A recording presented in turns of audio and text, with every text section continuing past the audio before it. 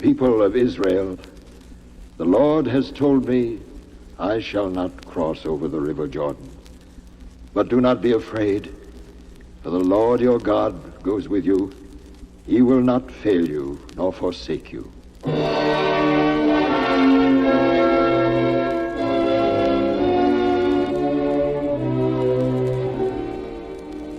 So spoke Moses to the people of Israel as they stood on the threshold of the promised land.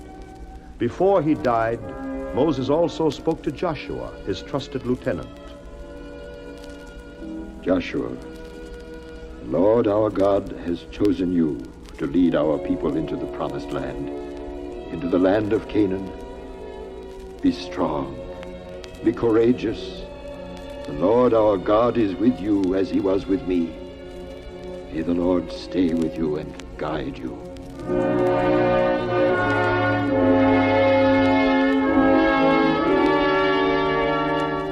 A great task lay ahead of Joshua and the Israelites: to enter the promised land, conquer its inhabitants, and then hold possession of the land upon which they had settled. Joshua, the new leader of Israel, was of the strong Ephraim tribe. He was an old and seasoned warrior of tested courage. His military ability had been proven. His faith in God gave him tremendous endurance, and when he took command of the Israelites, he promised to do God's bidding.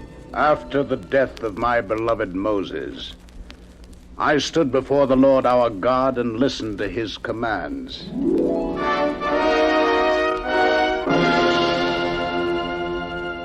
Therefore cross the Jordan, you and all these people.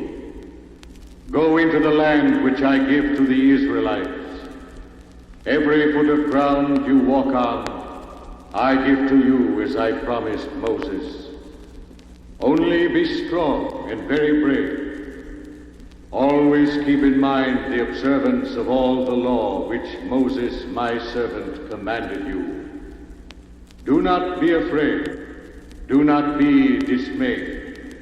For the Lord your God is with you wherever you go. The Lord set loyalty and trust in his word as the main condition for my leadership. I repeated these vows when I called all my officers together.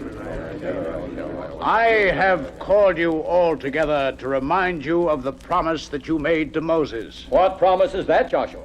That every man will march across the Jordan and help us win the promised land. Yes, Joshua, we remember that promise. As we obeyed Moses, so will we obey you. May the Lord our God be with you as he was with Moses. Then go through the camp and tell our people to gather their children and all their possessions. In 3 days, we cross the river Jordan.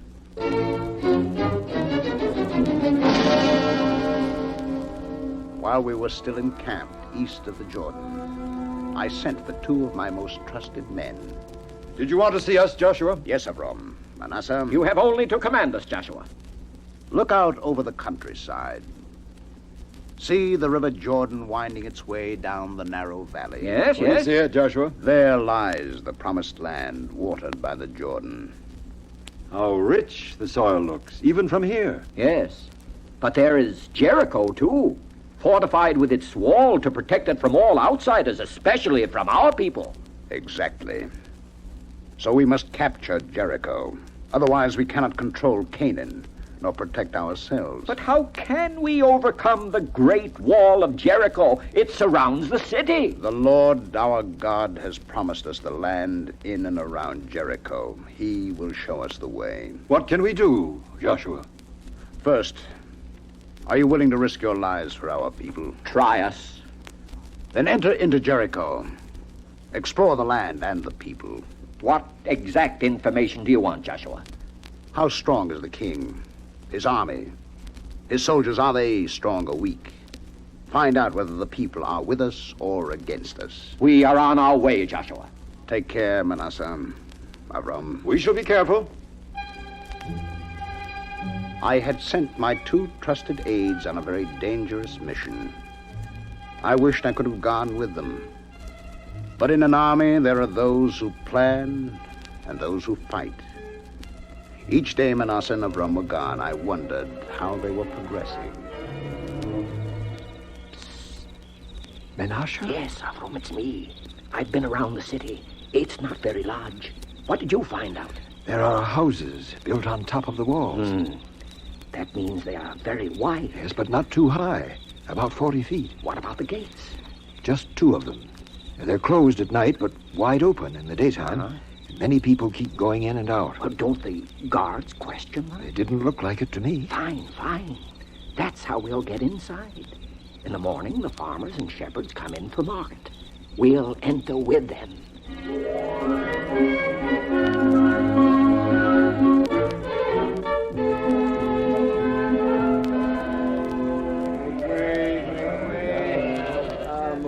Avram? Yes, Menashe? The soldiers look rather sloppy to me. And fat. I saw a bunch of them drunk at the tavern we passed. Hey there, you two! Easy, Avram. Don't give him any cause to suspect. Are you calling us? Who are you with? Which group? Why, The sheep herders, sir. Well, get back with them. You're blocking the way here. Yes, sir. We're going, sir.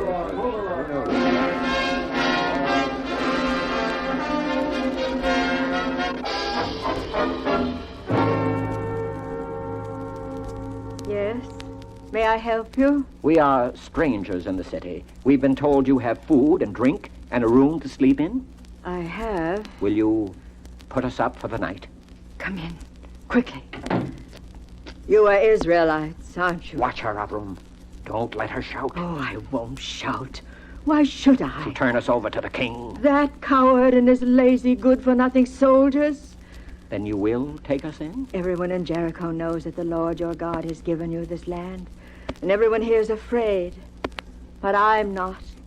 Why aren't you afraid? Because I'm with you. I heard how the Lord dried up the water of the Red Sea before you when you came out of Egypt. I want your Lord to become my Lord. How can we be sure of your loyalty? Open up! Open up in the name of the king! Quickly, quickly to the roof. I shall have a chance to prove my loyalty to you. Up the stairs, hurry. Open this door, Rahab! Yes, yes, I'm coming. Where are they? Where is who? 2 men who came to your house tonight. They're spies. The king has ordered that they be killed. Spies? I didn't know who they were. I gave them something to eat and they left just before the gate shut. Rahab, you're lying. Well, search the house. Exactly what I intend to do. You'd be much wiser to take out after them right away. Are you protecting them, Rahab? No, but they left only a few moments before you came here. If you hurry, you can still overtake them. Oh, think what a prize their capture will be in the eyes of the king. Yes. Yes, perhaps you're right. Thank you, Rahab. We heard everything, Rahab. We accept your loyalty. I ask only one favor. Save me and all my family when you conquer the city. Agreed. Tie a scarlet cord in the window so that we'll know this is your house. And you and all your family will be saved.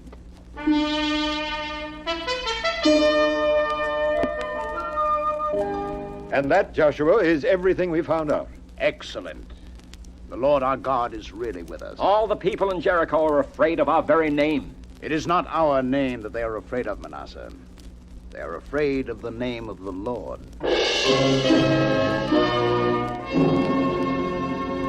Early the next morning, the people of Israel set out for the river Jordan. When we reached it, we saw that the Jordan ran deep and treacherous. Some of our people were afraid. Perhaps we should wait for a better time when the waters are more calm. Do you doubt God's word? No, Joshua. I'm only worried because there are so many women and children with us. Man, woman, or child, all of us have a covenant with the Lord our God. So don't be afraid. Tomorrow the Lord will do wonders among you. The Lord came to me in my sleep. I will begin to magnify you in the eyes of all Israel. Everyone will know that I am with you as I was with Moses. You will command the priests who bear the Ark of the Covenant that they must come to the brink of the Jordan and stand still in the Jordan. Some of the priests were old men, but all of them, without exception, moved fearlessly into the waters of the Jordan carrying the Ark of the Covenant. And then it happened, just as the Lord said it would. As the feet of the priests touch the water's edge, the water itself will part, and the priests carrying the Ark of the Covenant will stand on firm, dry ground in the middle of the Jordan River.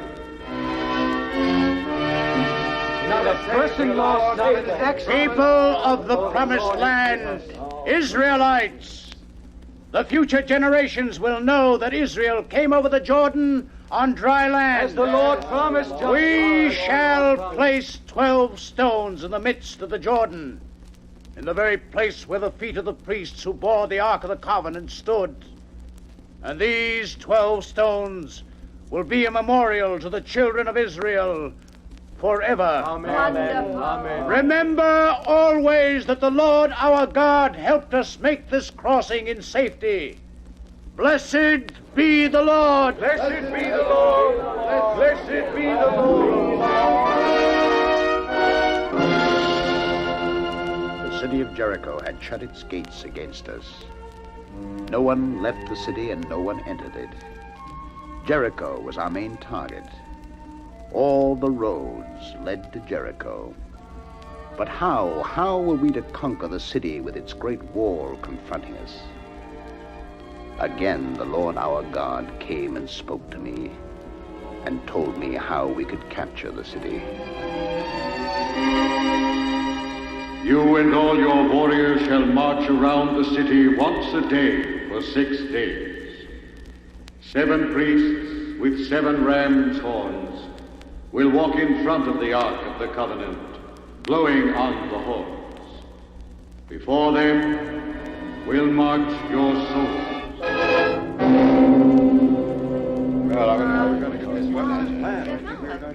What do we do, Joshua? We're ready to go, Joshua. Command us. I command you to listen first. The Lord has shown us the way.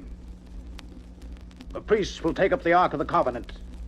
7 priests will carry 7 ram's horns before the Ark of the Lord. What about us, Joshua, the people of Israel? You will march around the city. The soldiers will pass before the Ark of the Lord. The 7 priests with 7 ram's horns will go ahead in the presence of the Lord, blowing on the horns.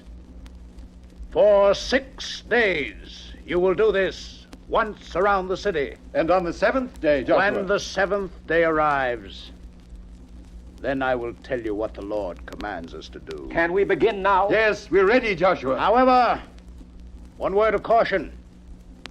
There will be no shouting, no battle cry, not even a whisper from anyone. On the day I bid you shout the battle cry, then you will shout. But until then, absolute and complete silence. With faith in the Lord our God, we now move out to victory. On the first day, not a sound was heard but the sound of 7 ram's horns blowing and the stamp of marching feet.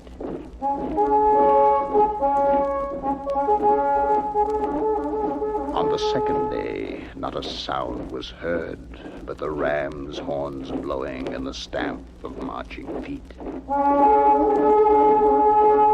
And on the third day, the fourth, the fifth, and the 6th day, not a sound was heard but the ram's horns blowing and the stamping of marching feet. And on the 7th day, I spoke to my people. O Israelites, you have followed the Lord's word. For 6 days, no sound has been uttered, not a cough, not a baby's cry, not a mother singing a lullaby. Now, on this 7th day, when I give you the signal, I want you all to shout, and shout together. Now, people of Israel, shout! For the Lord our God has given you the city!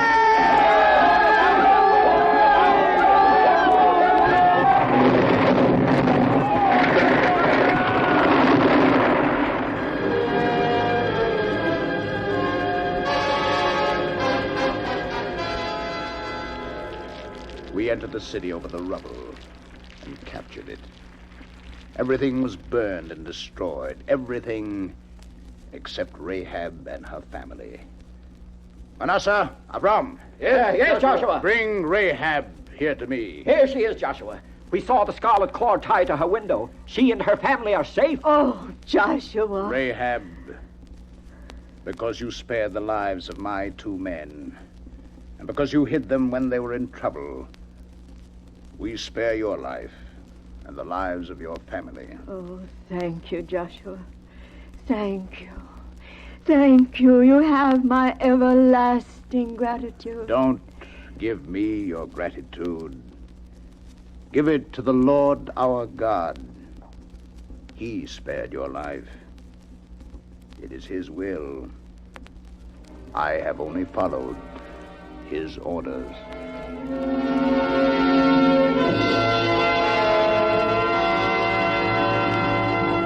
It was faith in God, faith in his promise, faith in his word, that gave Joshua the strength, endurance, and wisdom to defeat Jericho and send the walls tumbling down.